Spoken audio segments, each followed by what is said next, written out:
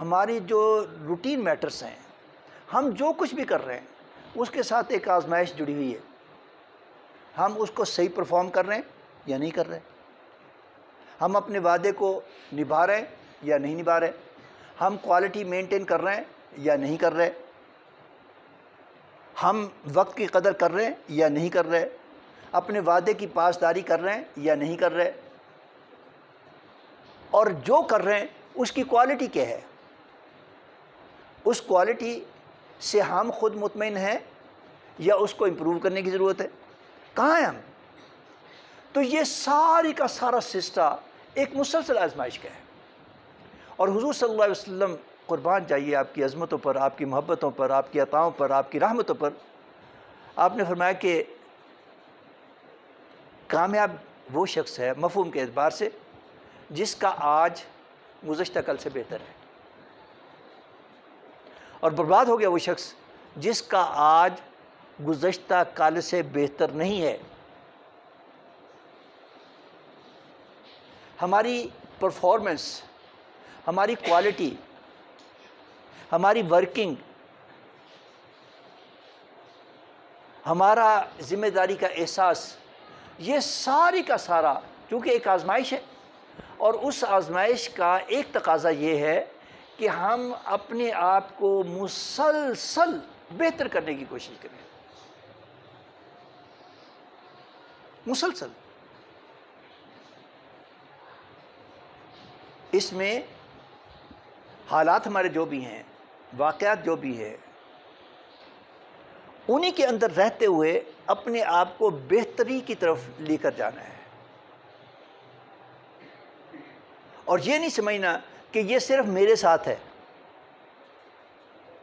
اگر خدا نخواستہ ایک شخص کسی تکلیف میں مبتلا ہوتا ہے، اس کا ایکسیڈنٹ ہو جاتا ہے، ایکسیڈنٹ ہوتا ہے تو وہ جناب کہتے ہیں جی وہ آزمائش میں آ گیا. یاد رکھیے کہ آزمائش صرف اس کی نہیں ہے، اس کی وجہ سے نہ جانے کتنے لوگوں کی آزمائش ہے، جن کو وہ جانتا ہے یا جن کو وہ نہیں جانتا.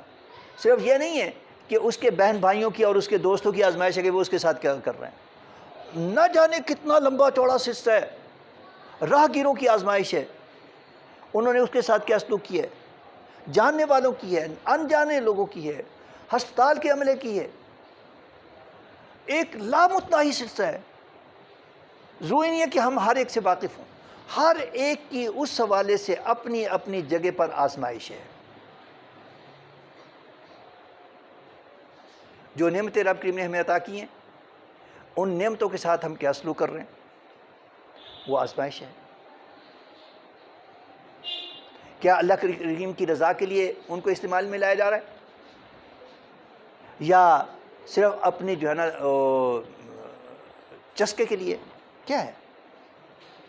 تو یہ بات ذہن میں رہے. اب میں سمیٹتے ہوئے آخری ٹچز کے لیے کہ یہ یاد رہے کہ ہر شخص صرف میں اور آپ نہیں، یہ نہ سمجھنا کہ صرف میں اور آپ، بلکہ اللہ رب العالمین نے زور دے کر فرمایا کہ تم ضرور بھی ضرور آزمائے جاؤ گے.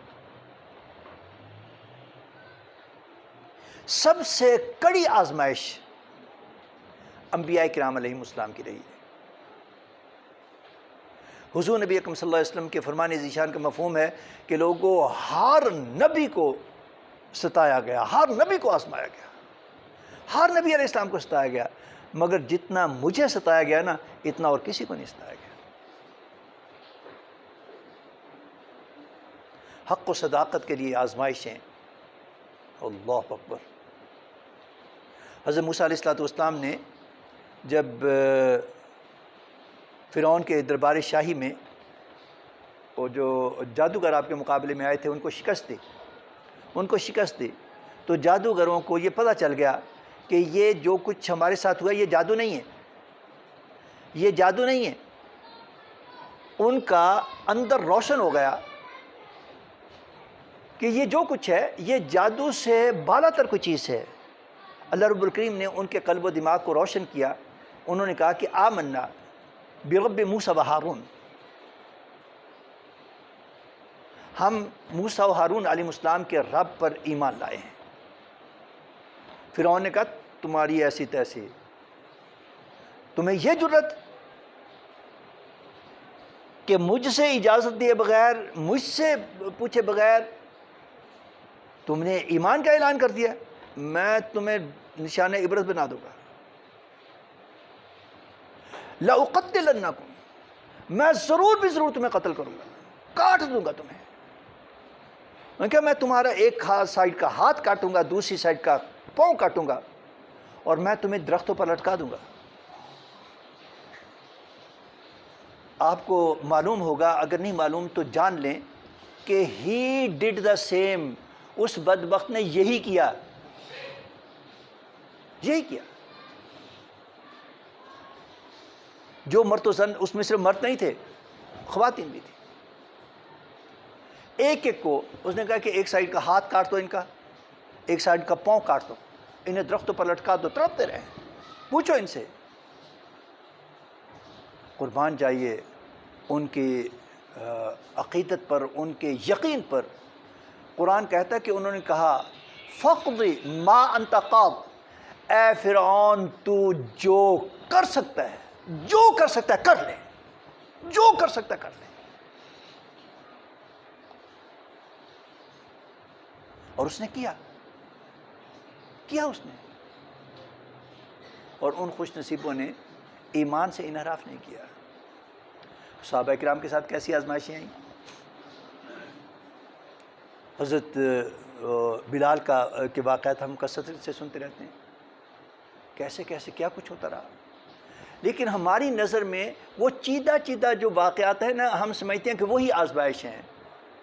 میں اگر آپ کو پیغام واضح کر سکا ہوں یا کر سکوں، خود اپنے آپ کو بھی اور آپ لوگوں کو بھی، تو یہ یقین کریں کہ ہر لمحہ آزمائش سے گزرتے ہیں، ہر لمحہ۔ جو کچھ ہمارے پاس ہے اس میں صحت ہے، اس میں علم ہے، اس میں وقت ہے، اس میں ہنر ہے، اس میں کوئی جائیداد ہے، اس میں کوئی مال و اسباب ہیں، اس میں کوئی عہدہ ہے یا نہیں ہے، سب کچھ ہے یا کچھ بھی نہیں ہے، دونوں صورتوں میں آزمائش ہے، دونوں صورتوں میں آزمائش ہے۔ ہمارے اسلاف کا ایک نقطہ نظر یہ ہے کہ اسباب دنیا کا زیادہ ہونا، جس کے لیے ہماری بڑی کوشش ہوتی ہے، اس وقت جو ہے نا ہمارے آلموسٹ 100% لوگ اسی میں لگے ہوتے ہیں کہ عہدہ ہمارا بڑھتا رہے، ہمارے کیا سیاستدان، کیا بیوروکریٹس، کیا ہمارے جو تجار ہیں، صنعت کار ہیں، وہ بڑھنے کی بات، اس میں کوئی ایسی خدا نخواستہ بہت بڑی برائی نہیں ہے، بشرطے کہ یہ احساس ہو کہ یہ آزمائش ہے، اور اس آزمائش کے ذریعے ہمیں موقع ملنا ہے اپنے آپ کو رب کریم کی بارگاہ میں سرخرو کرنے کا، مخلوق خدا کو سرو کرنے کا، یا شیطان کی پیروی میں اس کی خوشی کی خاطر احکام الہی کو نظر انداز کرنے کا۔ وہ کیا کرنا ہے، کیا کرنا ہے؟ فَأَلْهَمَهَا فُجُورَهَا وَتَقْوَاهَا، فرمایا کہ ہم نے یہ دونوں راستے تمہارے اندر رکھ دیے ہیں، تمہیں الہام کر دیے ہیں۔ قَدْ أَفْلَحَ مَنْ زَكَّاهَا وَقَدْ خَابَ مَنْ دَسَّاهَا۔ عظمت و جو کامیابی ہے وہ ان خوش نصیبوں کے لیے ہے جو بھلائی کا راستہ، احساس ذمہ داری کا راستہ اختیار کرتے ہیں،